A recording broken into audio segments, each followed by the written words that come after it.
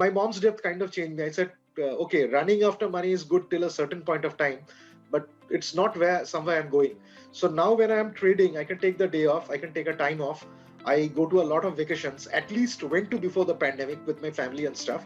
So this working at my own pace is my biggest benefit of being a trader.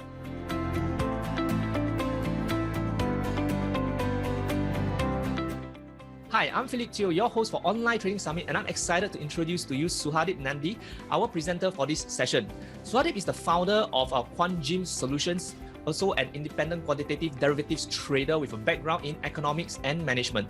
Suhadip was formerly the research head for one of the biggest prop firms in India and a quant consultant for a forex hedging firm that has more than $300 million of asset under management. Having been a full-time trader since year 2000, Suhadip is currently managing his own money while devising indicators and trading systems for the public domain. He has been interviewed and has given his opinion on various publications and channels like Forbes, ET Prime, Economic Times, and Bloomberg.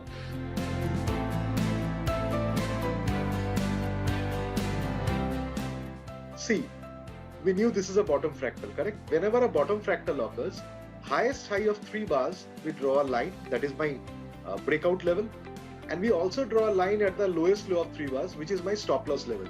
That is, if this is a bottom, this is a setup, prices must close above this high for my trade to trigger. If it closes above this high, this level, my trade is triggered, and this low is my stop loss, correct? Opposite is true in case of a sell.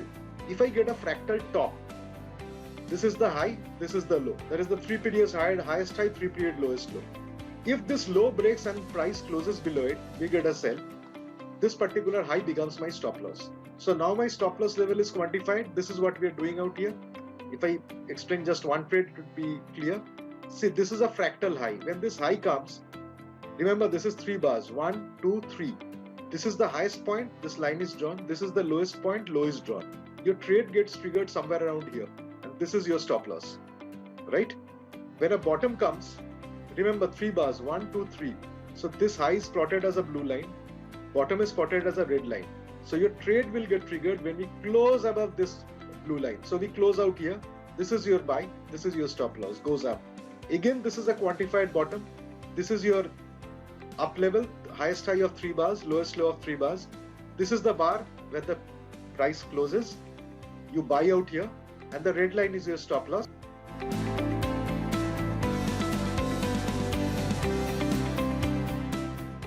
Do you actually do things like that to make sure that that particular instrument or that particular stock is suitable for this strategy before putting it into the watch list for scanning purpose? At least 5 years backtesting is a must, and the strategy must show a positive return. If it does, only then we will trade it, else not. Number one. Number two, if there are 3 consecutive wrong trades on this particular system, on a quantified swing high low on a particular stock in a span of 2 months, then that stock goes into waiting. That is, 4th trade I will not take.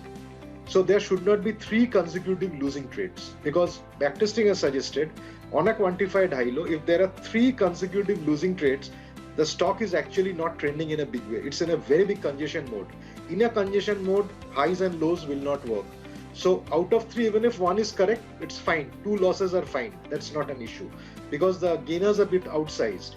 But number one, if a person is trying to trade on the US markets, in fact, I have a student who is running this scan on 4,000 stocks on the US market.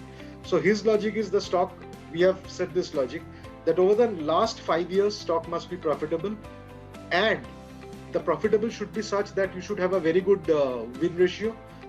And more than that, you should have a good average profit to average loss ratio. And then 3 consecutive loss trades should not be there in the stock in the last 1 year.